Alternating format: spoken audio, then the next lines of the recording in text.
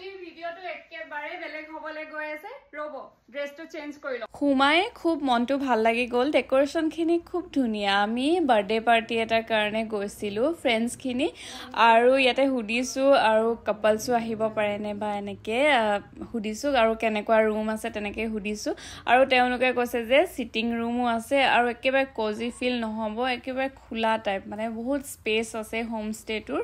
আৰু বহুতখিনি মানুহলৈও যাব পাৰি আৰু এইটো ডাবল বেডৰুম দেখিছেনে দেখিয়ে মনটো ভাল লাগি গ'ল ইমান ধুনীয়া বেডৰুমটো আৰু লগতে গডৰেজ আছে আইনা আছে